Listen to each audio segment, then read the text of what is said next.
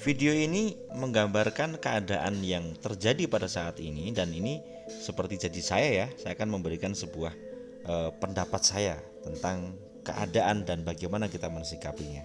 Simak sampai akhir. Nah, kalau dilihat dari kegiatan yang mereka lakukan saat ini, kalau dari SWI-nya sendiri, Pak, Satgas Waspada Investasi, hasil penelusurannya terhadap kegiatan yang dilakukan Fitup ini sendiri sejauh ini gimana, Pak, penilaiannya?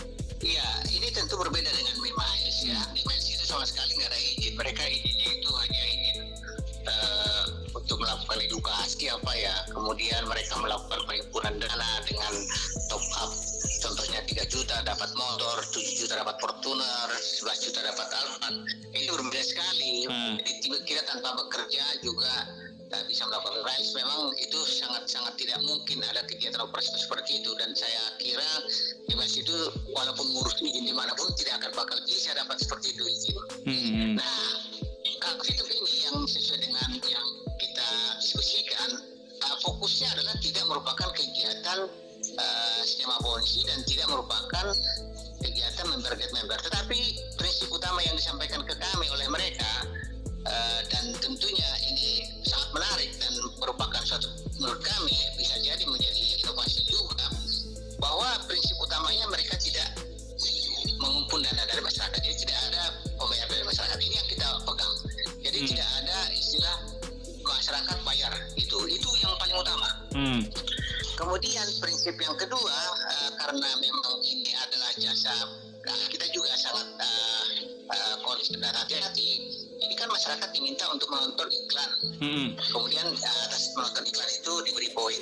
Nah, ini dari isu ilustrasi yang kita dapatkan dari mereka adalah seperti contohnya YouTube ini.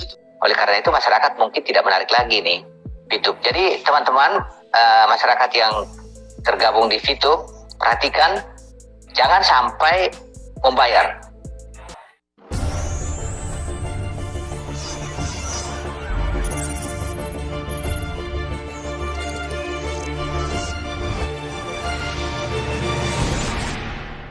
Assalamualaikum warahmatullahi wabarakatuh, Fituber dan GSBV lovers, salam ekstrim selalu ya. Bagi Anda yang belum menekan tombol subscribe ya, baru mendengarkan channel saya ini, silahkan Anda tekan tombol subscribe, like, dan share-nya ya, serta komentar di kolom komentar.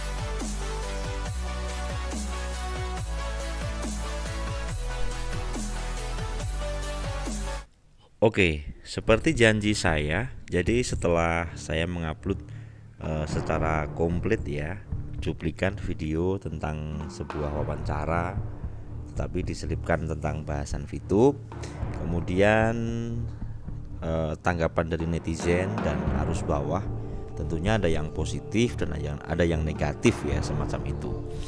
Nah, pada pagi hari ini saya akan mengatakan kepada Anda semuanya tentang definisi, asumsi, dan empirisme.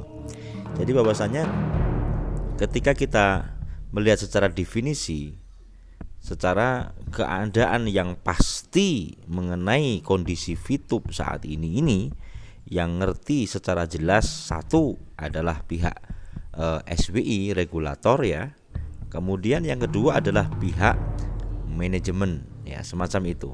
Ini yang ngerti secara definisi, secara A1-nya adalah itu. Dua hal itulah yang dalam artian mengerti A1-nya semacam apa. Kemudian secara persepsi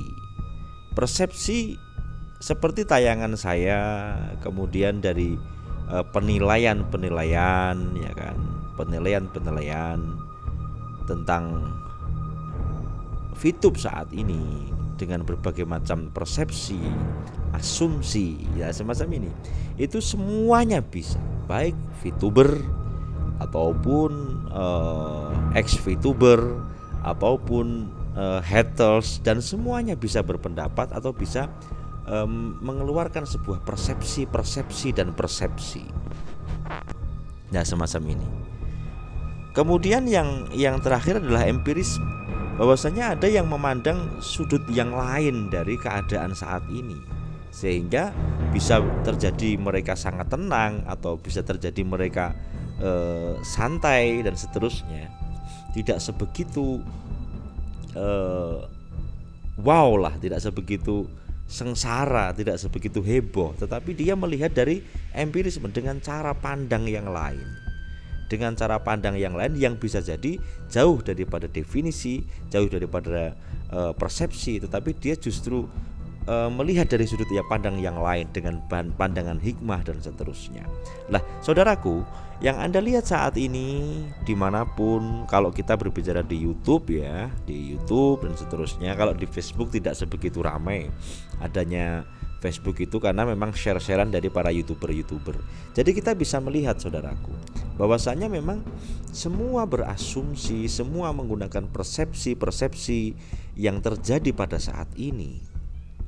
Bahkan yang saya ceritakan tadi, pandangan SWI ya, kemudian keluar pandangan yang lain. Intinya dalam pikiran manusia itu bertahap begitu. Tetapi nanti kita akan terbaca semuanya apa yang sebenarnya terjadi setelah apa yang memegang definisi secara A1 ini akan bicara. Maka info yang ingin saya sampaikan di sela-sela saya berbicara semacam ini adalah kemarin itu yang ditunggu adalah flash release dari SWI. Kemudian itu katanya sudah tidak perlu, tinggal dari manajemen sudah melayangkan kepada Google kemudian untuk memunculkan aplikasi di Play Store. Informasinya seperti itu. Namun kalau kita berbicara yang A1 kecuali manajemen atau regulator, ya kita nggak akan percaya gitu loh. Kecuali persepsi, semua berprediksi boleh, silahkan. Yang penting kita jangan gontok-gontokan aja gitu. Yang penting kita jangan perang saja.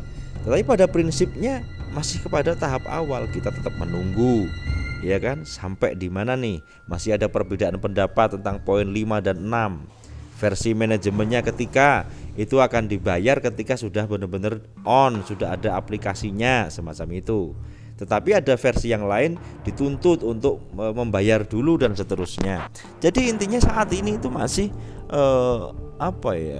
bahasanya masih kesana dan kemari seperti itu. Satu, definisi yang pegang adalah dua hal yang saya katakan tadi. Yang kedua adalah persepsi, itu kita semuanya memiliki hak yang sama untuk memberikan sebuah persepsi, baik persepsi baik atau persepsi yang buruk, itu semua punya hak masing-masing. Dan itu akan terlihat dari wajah-wajah kita, dari suara-suara kita.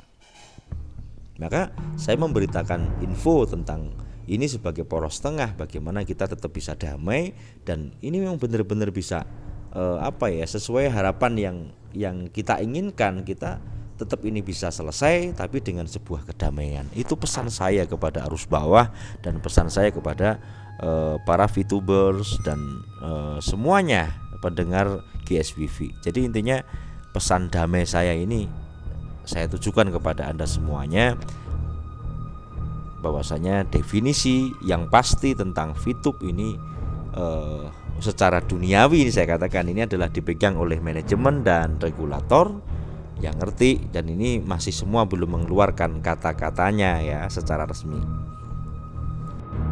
Kemudian dari manajemen juga belum mengeluarkan statementnya tentang keadaan saat ini, kecuali beliau masih menyatakan bahwasanya sudah melayangkan surat kepada Google. Dan memang harapan kami arus bawah ini pasti semuanya memiliki tujuan yang baik, karena awal mulanya VTube ini bertujuan dengan baik dan semua memperjuangkan untuk ini bisa reborn ya, bisa launching kembali, sehingga para VTuber dengan berbagai macam keadaan, dengan berbagai macam kondisi saat ini itu bisa endingnya itu adalah sebuah kebahagiaan. Jadi itu yang terpenting yang ingin saya sampaikan pagi ini. Setelah tentang cuplikan video yang kemarin sudah saya upload full, kemudian tanggapan netizen, dan ini adalah pendapat saya. 1, definisi, 2, persepsi, yang ketiga adalah empirisme. Anda boleh memilih di mana Anda saat ini, ya kan? Tentunya omongan saya pagi ini, bila ada salah saya mohon maaf, dan bila ada kritik saran atau mungkin pertanyaan atau mungkin apapun silakan Anda tulis di komentar. Terima kasih. Salam ekstrim. Oh ya, promo dari GSWV ya, kita dapat endorse lepas logis. Ini harganya bagi yang pendek ini murah banget, ini 100 ribuan. Tetapi ketika yang panjang itu 120 ya. Kemudian untuk ukuran XXL, kemudian triple XL ini juga ada selisih harganya. Tapi lebih jelasnya bisa Anda pesan melalui nomor yang saat ini. Dan ini asik banget ya, nyaman dan enak dipakainya. Gaul juga ketika Anda dimanapun Anda berada, ini akan terlihat elegan dan kata-kata juga keren, lepas logis. Oke, terima kasih.